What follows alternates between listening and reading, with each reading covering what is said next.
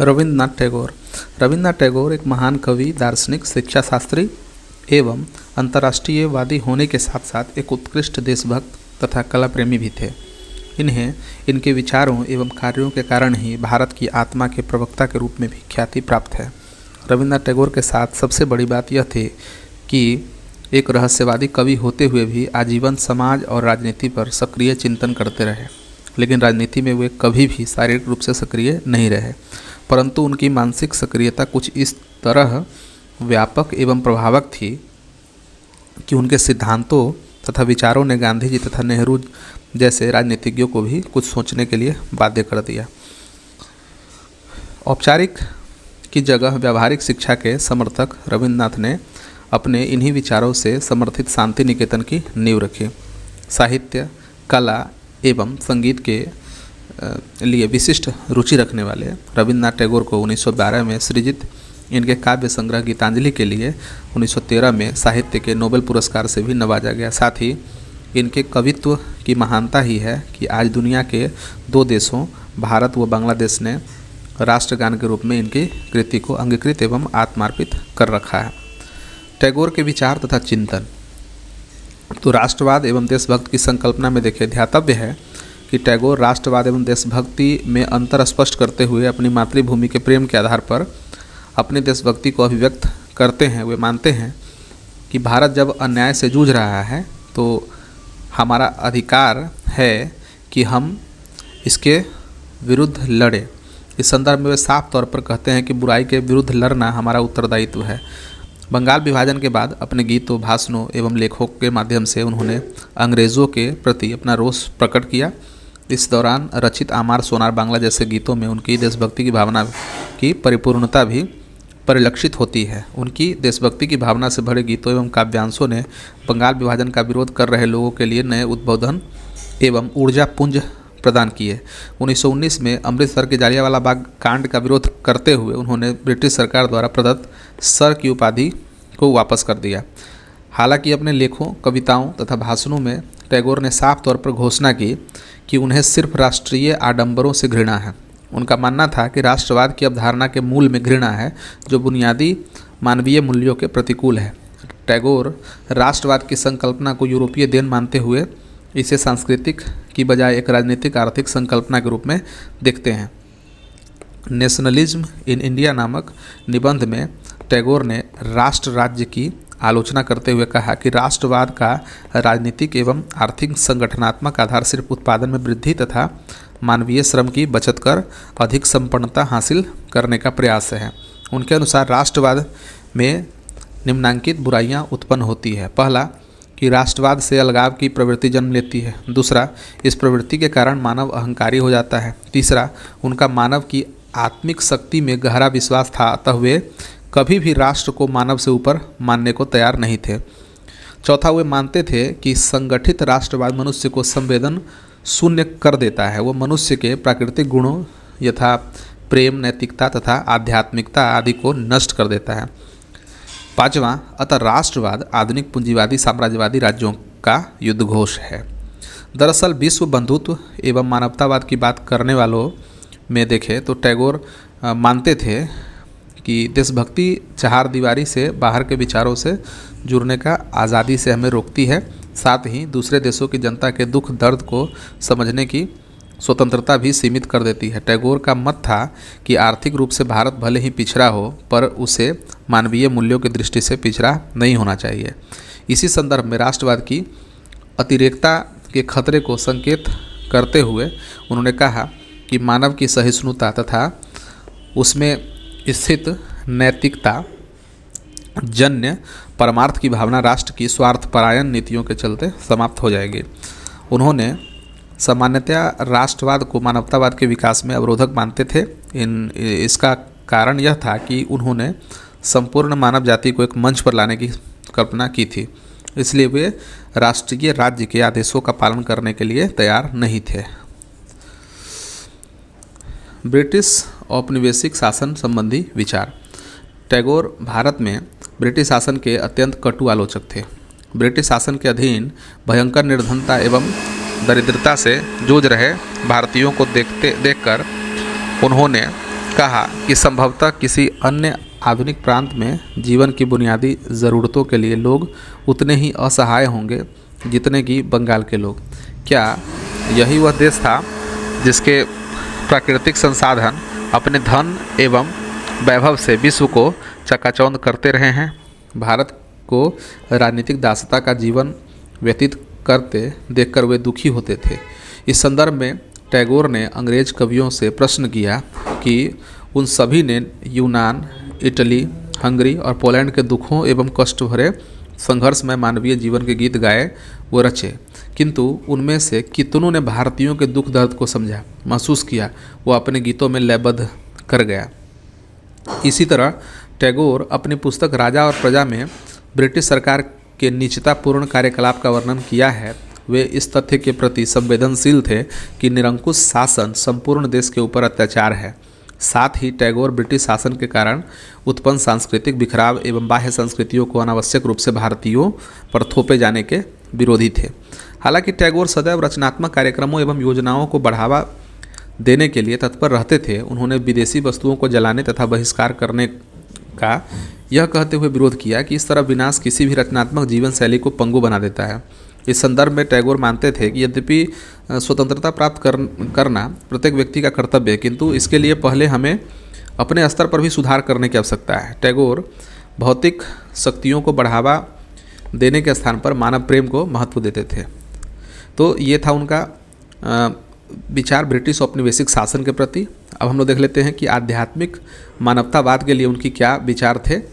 तो यह उनके मानवतावाद की व्यापकता ही थी कि उनका साहित्य किसी क्षेत्र, पात्र अथवा देश विशेष की संकीर्ण सीमाओं में न बनते हुए संपूर्ण मानव समाज से जुड़ा हुआ था। उनका मानना था कि मनुष्य ईश्वर की सर्वश्रेष्ठ कृति है एवं उसके अंतःकरण में जो देवत्व है वही उसे प्रेम के बंधन में बांधता है। टैगोर की अवधारणा संकीर्ण राष्ट्रीयता अथवा दलगत स्वार्थ से बहुत ऊंची थी।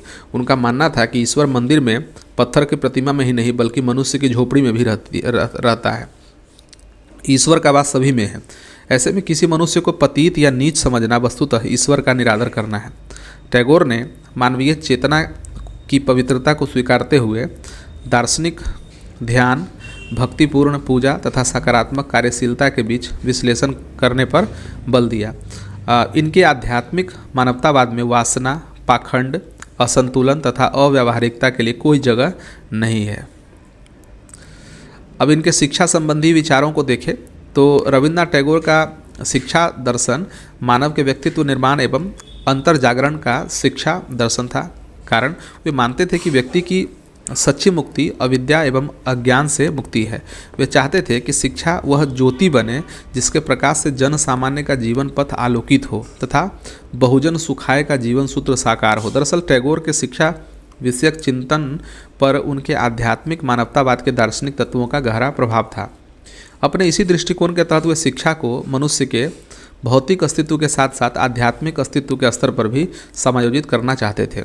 उनके शिक्षा सिद्धांत का विस्तार मनुष्य के व्यक्तित्व में मात्रात्मकता के साथ गुणात्मक विकास तक था एवं वे इसे ही सामाजिक सुधार के मूल अवयव के रूप में स्थापित करना चाहते थे। दरअसल टैगोर आत्मिक आनंद को मानव प्रकृति का सार तत्व एवं साध्य मानते थे। इसी संदर्भ में उन्होंने कहा कि सृजनात्मक आनंद मनुष्य का परम धर्म है, यह उसमें निहित दिव्य तत्व की अभिव्यक्ति है। मोटे तौर पर टैगोर के शिक्षा दर्शन में 3 बातों पर विशेष बल दिया गया। पहला कि स्वतंत्र चेतना का विकास, दूसरा सृजनात्मकता, तीसरा प्रकृति के साथ सहभागिता। टैगोर खुले में कक्षा लगाने के पक्षधर थे। उनका मानना था कि बच्चों पर अनुशासन थोपने की जगह उन्हें स्वतंत्र वातावरण में आज़ादी के साथ सोचने समझने के लिए छोड़ दिया जाना चाहिए ताकि स्वच्छंद मन मस्तिष्क से प्रकृति की पाठशाला में वे स्वयं के ज्ञान को विस्तारित कर सके। वे मानते थे कि स्वतंत्र मस्तिष्क संकीर्ण किताबी शिक्षा वाले मस्तिष्क की तुलना में कहीं अधिक सृजनात्मक एवं नवाचारी होता है और साथ ही उसमें नैतिक पक्ष का भी अधिक समावेशन होता है। तत्कालीन यूरोपीय शिक्षा पद्धति को टैगोर सही नहीं मानते थे। इस संदर्भ में उनका मानना था कि यह हमारे देश का दुर्भाग्य है कि यहाँ के सभी विश्वविद्यालयों में सभी विषयों के अध्यापक हैं। अभाव है तो सिर्फ मानवीय गुणों से युक्त अध्यापकों का। उनका कहना था कि अंग्रेजी पूर्णतया एक विदेशी भाषा है जो विदेशी विचारों से ओतप्रोत एवं विदेशी आयामों से परिचालित शिक्षा का माध्यम प्रदान करती है। इस तरह की शिक्षा में पहली एवं सबसे व्यापक नकारात्मकता तो यह है कि हमारे बचपन के सबसे महत्वपूर्ण दिन विदेशी शब्दकोश तथा निर्जीव व्याकरण में ही उलझकर समाप्त हो जाते हैं। तो वहीं दूसरी ओर इसमें मनोरंजन, परिवर्धन एवं विकास के आयामों के अभाव के साथ साथ अपनी प्राकृतिक एवं सामाजिक वातावरण से जुड़ाव के बिंदु भी गौण हो जाते हैं। दरअसल शिक्षा एवं शिक्षण के संदर्भ में टैगोर का मानना था कि स्कूल एक आश्रम की तरह होना चाहिए जहां मनुष्य जीवन के उच्चतम आदर्शों को प्राप्त करने हेतु एकत्रित होते हैं एवं जिसके शांत वातावरण में बच्चे सदैव सक्रिय रहते हैं। वह केवल ध्यान में ही जीवन नहीं बिताते। वहाँ बच्चों को केवल सनातन धर्म की ही शिक्षा नहीं दी जाती है बल्कि ईश्वर प्रदत्त वातावरण में एक बेहतर नागरिक बनाने की कोशिश की जाती है। ऐसा नहीं है कि टैगोर ने अपने इन विचारों को केवल सैद्धांतिक स्तर पर एवं अमूर्त रूप में ही छोड़ दिया। उन्होंने अपने शिक्षा संबंधी विचारों को मूर्त रूप प्रदान करने के लिए एवं कुछ निश्चित आदर्शों एवं एशिया की आध्यात्मिक शक्ति एवं भारत की सांस्कृतिक धरोहर को पुनर्जीवित करने के उद्देश्य को सार्थक रूप प्रदान करने के लिए 1901 में उन्होंने शांति निकेतन नामक विद्यालय की स्थापना की थी और नई शिक्षा की शुरुआत की तथा 1921 ईस्वी में विश्व भारती विश्वविद्यालय की आधारशिला रखी। आज़ादी के बाद संसद के एक अधिनियम के माध्यम से इसे 1951 में केंद्रीय विश्वविद्यालय का दर्जा दे दिया गया। यह आज भी भारत के विशिष्ट शिक्षण संस्थानों के रूप में विश्व भारती विश्वविद्यालय के नाम से रविन्द्रनाथ टैगोर के विचारों को शाश्वतता प्रदान कर रहा है। रविन्द्रनाथ टैगोर की नारी शिक्षा की धारणा गांधी जी की नारी शिक्षा की धारणा से मेल खाती है। उन्होंने नारियों को पुरुषों से किसी भी स्थिति में कम शिक्षा देने की आलोचना की है। स्वावलंबन तथा आत्मनिर्भरता उनकी शिक्षा के मूल उद्देश्य में है। वे समाज में नारी उत्थान के लिए सतत प्रयत्नशील रहे। 1922 ईस्वी में विश्व भारती की स्थापना के साथ ही नारी शिक्षा के प्रगति एवं प्रसार हेतु नारी भवन की स्थापना की। वे सह शिक्षा के सदा समर्थक रहे। रचनाओं के माध्यम से भी उन्होंने नारियों की चेतना को उभारने का सतत प्रयास किया। अब अन्य बातों में देखें तो कवि के रूप में टैगोर को देखें तो टैगोर ने किसी प्रचलित परिपाटी का अनुसरण न करते हुए अपनी सादगी के साथ आध्यात्मिकता एवं मानवता को प्रकृति के संसर्ग में बांधते हुए अपनी कविताओं का सृजन किया। वस्तुतः टैगोर के आरंभिक कार्यकलाप प्रकृति प्रेम से काफ़ी प्रभावित रहे, जिसका असर उनकी तात्कालिक रचनाओं पर भी दृष्टिगोचर होता है। इस दरमियान वे प्रकृति को दया की मूर्ति के रूप में संबोधित करते नजर आते हैं। हालांकि कुछ समय बाद उन्होंने इसे विषादपूर्ण मानते हुए धीरे धीरे प्रकृति के इस बंधन से मुक्त होकर अपनी रुचि को उदित होते सूर्य से जोड़ लिया और इसी प्रेरणा से प्रभात संगीत की रचना की। तथापि प्रौढ़ावस्था में इनकी कविताओं में आशावाद के लक्षण परिलक्षित होने लगते हैं एवं अक्सर प्रकृति का चित्रण जीवित अस्तित्व के रूप में करते हुए दृष्टिगोचर होते हैं। इस संदर्भ में इनकी कविता ओरी ओ कमल अत्यंत प्रासंगिक नजर आती है। टैगोर की कविताओं का वैश्विक स्वरूप तब बड़े स्तर पर उद्घाटित होता है जब इनके काव्य संग्रह गीतांजलि के लिए इन्हें नोबेल पुरस्कार से नवाजा जाता है। गीतांजलि, जिसमें कवि के ईश्वर के साथ व्यक्तिगत संबंधों को गीतों के माध्यम से उकेरा गया है, में एक परंपरागत वैष्णव कवि का तीव्र आध्यात्मिक मनोरथ अपने चरम बिंदु पर पहुंचता हुआ दृष्टिगोचर होता है। टैगोर ने न केवल अपने छायावाद से हिंदी सहित अन्य भाषाओं के कवियों को प्रभावित किया, बल्कि वे भारतीयों के मन में यह बात बिठाने में भी सफल रहे कि अपनी मातृभाषा को अलंकृत करके भी वैसे ही आगे बढ़ा जा सकता है जैसा कि संस्कृत एवं यूरोपीय भाषाओं के साथ।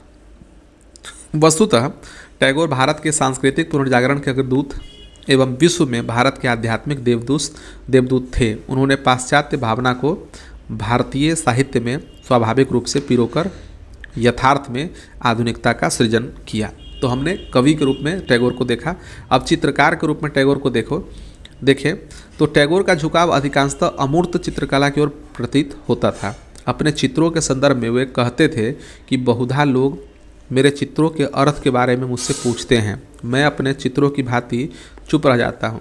यह उनकी अभिव्यक्ति के लिए है, मेरे स्पष्ट करने के लिए नहीं। हालांकि जैसे जैसे समय व्यतीत होता गया टैगोर की चित्रकला अमूर्त अभिव्यक्ति से दूर होती गई। वस्तुतः टैगोर किसी विशिष्ट कलाकार के प्रभाव में नहीं आए और न ही उन्होंने किसी स्कूल ऑफ स्टाइल को अपनाया।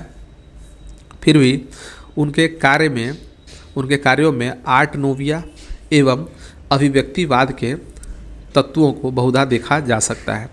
प्रसिद्ध कला इतिहासकार डॉक्टर स्टेला क्रैमब्रिज टैगोर की कृतियों की समेकित रूप से समीक्षा करते हुए कहती है कि इनमें अभिव्यक्तिवाद की एक छाया विशेष रूप से दृष्टिगत होती है, जो प्रसिद्ध जर्मन कलाकार नोल्डे के चरित्र को दर्शाती है। अब चित्रकला के बाद हम लोग आते हैं टैगोर एवं संगीत। संगीत के लिए टैगोर जी के क्या विचार थे, उनकी क्या अभिव्यक्ति थी, इसे देखें।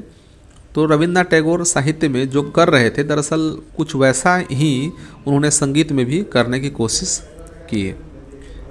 आधुनिक युग में भारतीय संगीत को पुनर्जीवित करने व उसके पुनरुत्थान के लिए इनके द्वारा किए गए प्रयासों एवं योगदानों का विशिष्ट महत्व है। टैगोर ने अपनी किशोरावस्था में ही भानु सिंह ठाकुर के नाम से वैष्णव भाव व्यंजक गीतों की रचना की थी। उन्होंने 1881 में वाल्मीकि प्रतिभा नामक अपनी संगीत नाटिका का निर्देशन भी किया। वे अपने संगीत में अंग्रेजी व आयरिश सुरीलेपन को सदैव व्यावहारिक रूप में प्रयुक्त करने की कोशिश करते थे।